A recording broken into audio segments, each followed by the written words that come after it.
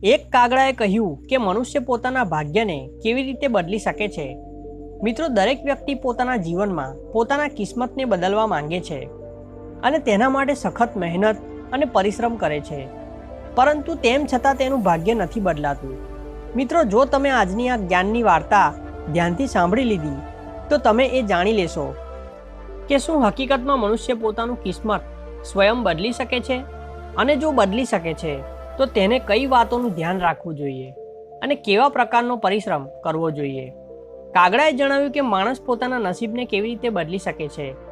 જો કોઈ કામ કરીએ તેનું યોગ્ય ફળ પ્રાપ્ત નથી થતું અને મહેનત કર્યા પછી પણ મહેનતનું ફળ નથી મળતું કે પછી કોઈ કામ શરૂ કરતાં જ બગડી જાય છે, તો મિત્રો આ વાર્તા તમને ખૂબ જ કામ આવનારી છે।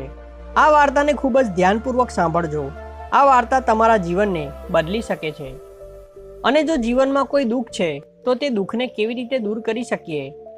જો તેની કિસ્મત સાથ ના આપે તો એ કયું કામ કરે કે તેનું ભાગ્ય એનો સાથ આપે।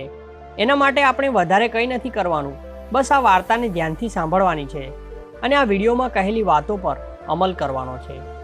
મિત્રો, એક સમયની વાત છે, રસ્તામાં એક વ્યક્તિ તેની પત્ની સાથે બેસીને રડતો હતો। કદાચ કોઈ વાતથી તે ખૂબ જ દુઃખી હતો। ત્યાં તેનું દુઃખ પૂછનારું કોઈ નહોતું। તે પોતાના જીવનથી ખૂબ જ હતાશ અને નિરાશ થઈ ચૂક્યો હતો। કદાચ તે બંને મરવાની યોજના બનાવી રહ્યા હતા, અને એ તો તમે જાણો જ છો મિત્રો કે મરવું એ કોઈ સમસ્યાનું સમાધાન નથી, પરંતુ જિંદગીની સૌથી મોટી મૂર્ખામી હોય છે। આ તરફ ભગવાને જોયું કે એક દંપતી મરવાની યોજના બનાવી રહ્યા છે, તો ભગવાન એક કાગડાનું રૂપ ધારણ કરીને તે જગ્યાએ પહોંચી જાય છે અને તે વ્યક્તિ પાસે પહોંચીને એક ઝાડની ડાળ પર બેસી જાય છે અને કહેવા લાગ્યા, તમે કોણ છો? આ સુમસામ ઘનઘોર જંગલમાં બેસીને કેમ રડો છો? આ પ્રકારે કાગડાની વાત સાંભળીને પેલા વ્યક્તિનું રડવાનું થોડું ઓછું થઈ જાય છે અને તે પોતાના આંસુઓને લૂછતો કહે છે કે હે કાગડા, હું નજીકના ગામમાં રહેનારો એક બદનસીબ વેપારી છું। હું એટલો અભાગ્યો છું કે હું જે પણ કામ કરું છું તે બગડી જાય છે, અને એ જ ચક્કરમાં મેં મારી પત્નીના બધા જ ઘરેણાં અને આભૂષણો વેચી દીધા છે। મેં મારા પરિવારને પણ ગુમાવી દીધો અને હવે મારું ઘર ગીરવે પડ્યું છે। મને લાગે છે કે હું હવે કોઈ કામનો નથી રહ્યો। મારું નસીબ ખરાબ છે, મારું જીવવું પણ બેકાર છે। આ પ્રકારે જ્યારે તે વ્યક્તિની વાત તે કાગડાએ સાંભળી તો કાગડો કહેવા લાગ્યો કે તને કોણે કહ્યું કે તારું નસીબ ખરાબ છે? જરા હું પણ જાણી લઉં કે તારી કિસ્મતમાં શું ખરાબી છે। પછી તે વ્યક્તિ કહે છે કે હે કાગશ્રેષ્ઠ, પહેલાં હું ખેતી કરતો હતો। હું એમાં ખૂબ જ મહેનત કરીને જાત જાતની શાકભાજી ઉગાડતો હતો।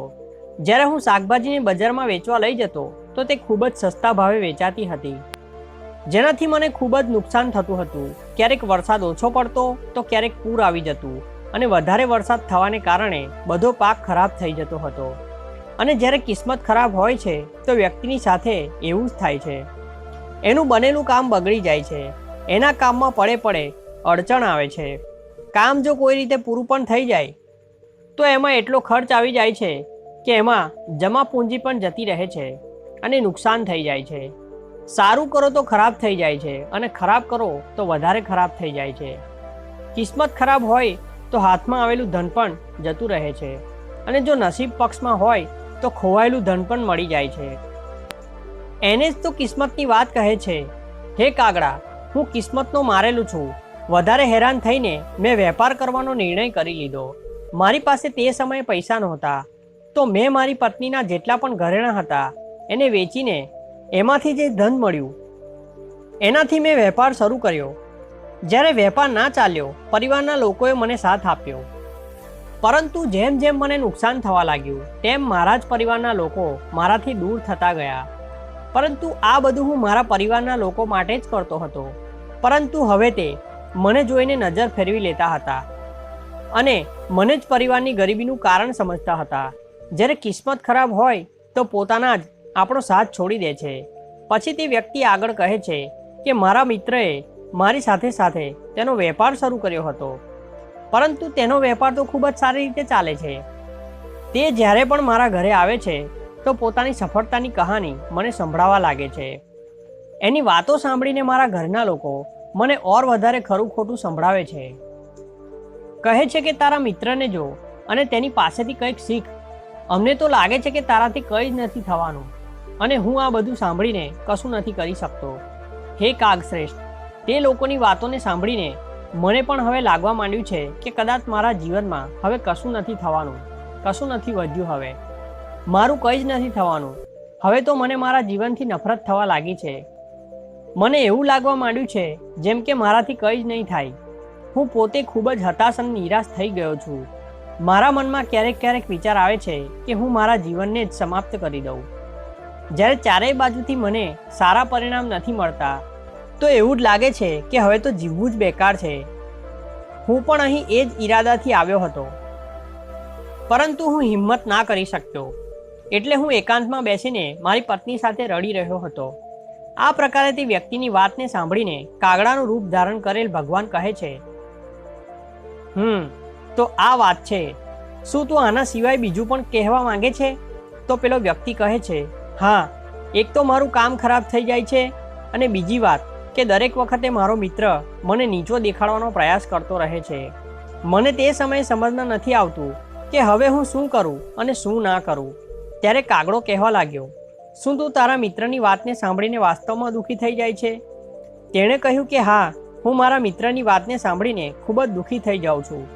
પછી ભગવાન કહે છે કે તને કઈ વાતનું દુઃખ થાય છે, પોતાના અસફળ થવાનું કે પછી મિત્રના સફળ થવાનું?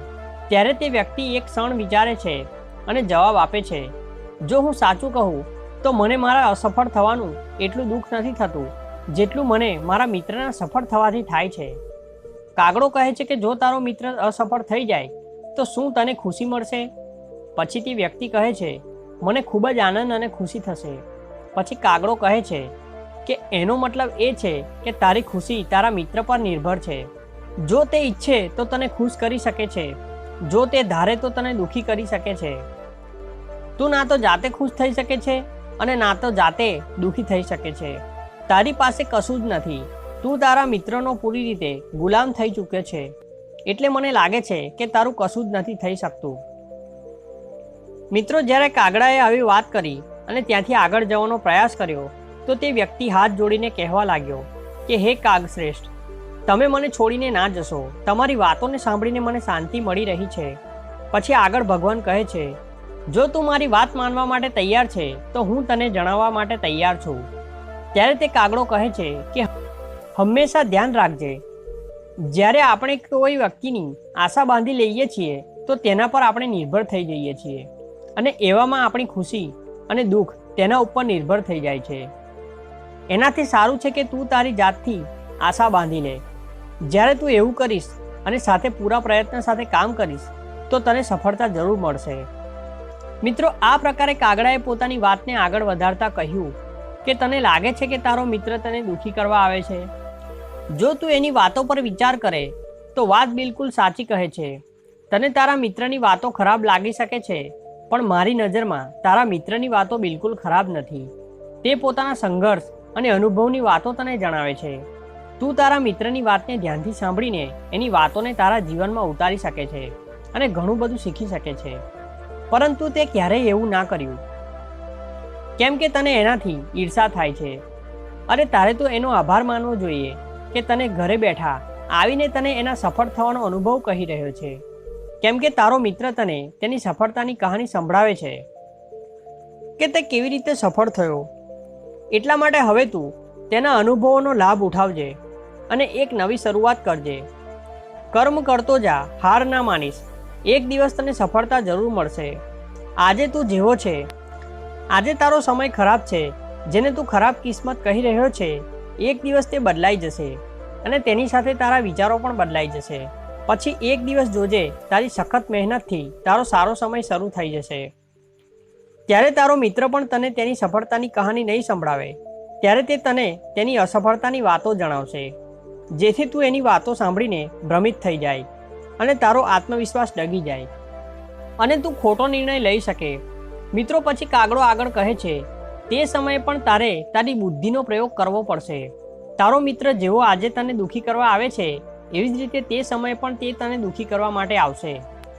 કેમ કે જેવી રીતે એને દુઃખી જોઈને તને આનંદ આવે છે, એવી જ રીતે એને પણ તને દુઃખી જોઈને આનંદ આવે છે. મિત્રો, આ પ્રકારે કાગડાની વાતને સાંભળીને તે વ્યક્તિ કહેવા લાગ્યો, હે કાગશ્રેષ્ઠ, તમે બિલકુલ સાચું કહ્યું છે. મારું સૌથી મોટું દુઃખ એ છે કે મારા પરિવારના લોકો પણ એમાં જોડાયેલા છે. હકીકતમાં હું મારા કુટુંબ માટે સારું કરવા માંગુ છું, પરંતુ તે લોકો મારી વાતને સમજવા માટે તૈયાર જ નથી થતા. તે તો મને ખોટો કહે છે અને હવે તો વાત એટલી વધી ગઈ છે કે મારા કુટુંબના લોકો જ મારો સાથ છોડી ચૂક્યા છે. મારા જેટલા ભાઈ છે બધા પોતાની પત્ની અને બાળકોને લઈને મારાથી અલગ થઈ ગયા છે અને બધા લોકો પોતપોતાનું ખાવા પીવાનું પણ અલગ અલગ બનાવે છે. આ પ્રકારે મારો આખો પરિવાર વિખેરાઈ ગયો છે. હવે કોઈ પણ કોઈની વાતને નથી માનતું. મિત્રો, પછી આગળ કાગડો કહે છે કે હવે હું તારી બધી જ વાત સમજી ગયો છું. તું શાંતિ ઈચ્છે છે અને આ દુનિયામાં બધા લોકો શાંતિ જ ઈચ્છે છે. દરેક વ્યક્તિ ઈચ્છે છે કે આપણે જ્યારે પણ કંઈ કરીએ તો લોકો આપણી પ્રશંસા કરે, પરંતુ મોટે ભાગે એવું નથી બનતું, એટલે આપણે દુઃખી થઈ જઈએ છીએ. આપણને લાગે છે કે આપણા મિત્રો, પરિવારના લોકો બધા બદલાઈ ગયા છે, પરંતુ તું જે કોઈને પોતાનો પરિવાર માને છે અને એમના માટે કંઈક કરવા માંગે છે, તો તને એવું કેમ લાગે છે કે તું બીજા લોકો માટે કરી રહ્યો છે? વાસ્તવમાં તો તું તારી ખુશી માટે આ બધું કરી રહ્યો છે. એટલે પરિવાર માટે કંઈક કરવું વાસ્તવમાં પોતાના માટે જ કરવું હોય છે, પરંતુ આવું કરતા સમયે તને લાગે છે કે તું બીજા લોકો માટે કરી રહ્યો છે, તો તું હંમેશા દુઃખી રહેશે. અને જો તને લાગે છે કે તું તારા પોતાની ખુશી માટે કરી રહ્યો છે, તો તું ખુશ રહેશે. કેમ કે જ્યારે તું પોતાના માટે કંઈક સારું કરે છે, તે કરવા માંગે છે, ત્યારે તેને સંતુલનની કોઈ જરૂર નથી. કાગડાની વાત સાંભળીને તે વ્યક્તિના ચહેરાના ભાવ બદલી જાય છે. તે કહેવા લાગ્યો કે હે કાગ, તમે બિલકુલ સાચું કહી રહ્યા છો. હું સમજી ગયો કે અત્યાર સુધી મારું નસીબ, મારું કિસ્મત એટલા માટે ખરાબ હતું કેમ કે બીજાના હાથમાં હતું.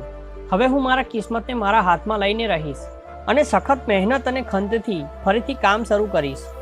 જ્યાં સુધી સફળતા પ્રાપ્ત નથી કરી લેતો ત્યાં સુધી હું કોઈ પણ પ્રકારે શાંતિથી નહીં બેસું. આ પ્રકારે તે કાગડો પેલા વ્યક્તિની વાત સાંભળીને હરખાય છે અને એક ડબ્બી કાઢીને આપે છે અને કહે છે કે આ ડબ્બી તું તારી પાસે હંમેશા રાખજે. એમાં એક એવું રહસ્ય છુપાયેલું છે કે જ્યારે તું મોટામાં મોટી મુસીબતમાં આવશે, ખૂબ જ મોટા દુઃખમાં પડશે, ત્યારે તને આ ડબ્બીમાં જે સંતાડેલું રહસ્ય છે તે તને દુઃખોમાંથી બહાર કાઢશે. પરંતુ તારે મારી એક વાતનું વિશેષ ધ્યાન રાખવાનું છે. આ ડબ્બીને તું ત્યારે જ ખોલજે જ્યારે તારા જીવનમાં જીવવાનો કોઈ રસ્તો તને નજરે ના પડે. તને લાગવા માંડે કે આ દુનિયામાં જીવવું બિલકુલ બેકાર છે, બધા રસ્તા બંધ થઈ ગયા છે, અને જો ડબ્બી તે સમયથી પહેલાં ખોલી દીધી તો તેનું રહસ્ય ખતમ થઈ જશે જે એમાં લખેલું છે. મિત્રો, આટલી વાત સાંભળ્યા પછી તે વ્યક્તિએ કાગડાને વચન આપ્યું કે જ્યારે એને દુનિયામાં કંઈ જ ના સમજ પડે ત્યારે જ તે ડબ્બી ખોલશે. હવે જુઓ મિત્રો, એક દુઃખી માણસ કિસ્મતને કેવી રીતે બદલે છે. પછી તે કાગડો કહે છે કે જુઓ, સમય હંમેશા એક જેવો નથી રહેતો, સમય હંમેશા બદલતો રહે છે. જેવી રીતે ઋતુ બદલે છે એવી રીતે મનુષ્યનો સમય પણ બદલે છે. આટલું કહીને કાગડો ત્યાંથી ઉડી જાય છે અને તે વ્યક્તિ પોતાની પત્ની સાથે ઘરે પાછો આવી જાય છે. જે વ્યક્તિના જીવનમાં કોઈ ખાસ બદલાવ નથી આવતો. એક દિવસ તેના રાજ્ય પર પડોશી રાજાએ ચઢાઈ કરી દીધી અને બીજા રાજ્યના રાજાએ તેના પર કબજો કરી લીધો. રાજાના સૈનિકોએ ચારે બાજુ લૂંટફાટ કરી. એમણે તે વેપારીનું બધું ધન પણ લૂંટી લીધું અને તેના ઘરે આગ લગાવી દીધી. જીવ બચાવવા માટે વેપારીને પોતાના પરિવાર સાથે ત્યાંથી ભાગવું પડ્યું. તે વ્યક્તિ તેના પરિવાર સાથે ઘણા દિવસો સુધી આમ તેમ ભટકતો રહ્યો. ખાવા માટે ફાંફા પડવા લાગ્યા. તેનું બાળક પણ બીમાર થઈ ગયું. તે પરિવાર પાસે ફૂટી કોળી પણ નહોતી. આ બધું જોઈને તે વ્યક્તિનું હૃદય એકદમથી વિચલિત થઈ ઉઠ્યું અને એણે કહ્યું કે હું કેવી રીતે બાળકીનો ઈલાજ કરાવું, મારી પાસે તો ખાવા માટે પણ પૈસા નથી. મિત્રો, આ રીતે વ્યક્તિને નિરાશાએ ઘેરી લીધો. એને લાગવા માંડ્યું કે તેનું જીવન વ્યર્થ છે, આખી દુનિયા વ્યર્થ છે, કોઈ વાતનો કોઈ મતલબ નથી. ભલે તમે જીવનમાં કંઈ કરી લો, કેટલી પણ સફળતા મેળવી લો, પણ અંતે તો જીવન સમાપ્ત જ થાય છે. જીવિત રહેવાનો શું ફાયદો? એનાથી સારું છે કે હું મારા જીવનને પૂરી રીતે સમાપ્ત કરી દઉં. આવું વિચારીને તે વ્યક્તિ તેના પરિવારને લઈને આગળ નીકળી પડે છે. તેની પત્ની અને બાળકી સાથે ભાગતા ભાગતા એક નદી પાસે પહોંચી જાય છે. ત્યાં તેણે જોયું કે નદી ખૂબ જ ઝડપથી વહી રહી છે. ત્યારે તે તેની પત્નીને કહે છે કે હે પ્રિયે, હું મારી જિંદગીથી ખૂબ જ કંટાળી ગયો છું. મારા જીવનમાં હવે કંઈ નથી વધ્યું. હું તો હવે આ નદીમાં કૂદીને મારો પ્રાણ ત્યાગી દઈશ અને તું આ બાળકીને લઈને ક્યાંક જતી રહેજે અને ક્યાંક આશ્રય મળી જાય તો ત્યાં જઈને તારું અને આ બાળકીનું ભરણ પોષણ કરજે. મિત્રો, આ પ્રકારે તે વ્યક્તિ કહીને તેની પત્ની સાથે દુઃખી થઈ જાય છે. ત્યારે તેની પત્ની કહે છે કે હે સ્વામી, જ્યારે મારું લગ્ન તમારી સાથે થયું હતું ત્યારે આપણે સાથે જીવવા મરવાનું વચન આપ્યું હતું અને આજે જ્યારે આપણી ઉપર મુસીબત આવી પડી છે તો તમે મરવાનું વિચારી રહ્યા છો અને તમે કહી રહ્યા છો કે હું બાળકીને લઈને ચાલી જાઉં છું. એવું નથી કરી શકતી. હું પણ મારી બાળકી સાથે આ નદીમાં કૂદીને જીવ આપી દઈશ. જે વ્યક્તિ તેના પરિવાર સાથે મરવા જતો હતો કે તે જ સમયે તે પેલી ડબ્બીની યાદ આવી જાય છે જે પેલા કાગડાએ આપી હતી.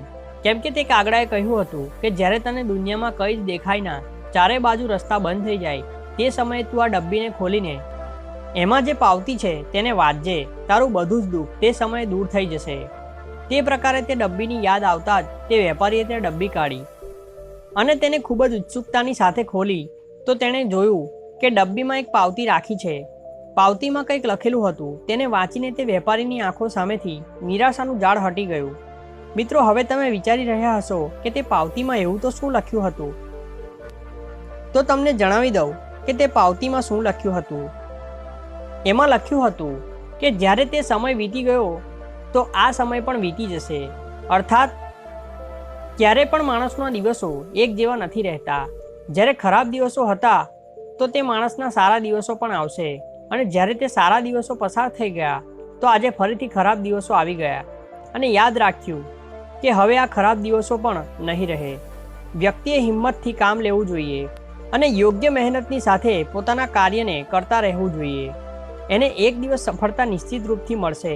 મિત્રો, પછી તે વ્યક્તિ પોતાની પત્ની અને બાળકીને લઈને નદી પાસેથી પોતાના ઘરે જતો રહ્યો અને ફરીથી તે પોતાના ખેતરમાં ખેતી કરવા લાગે છે.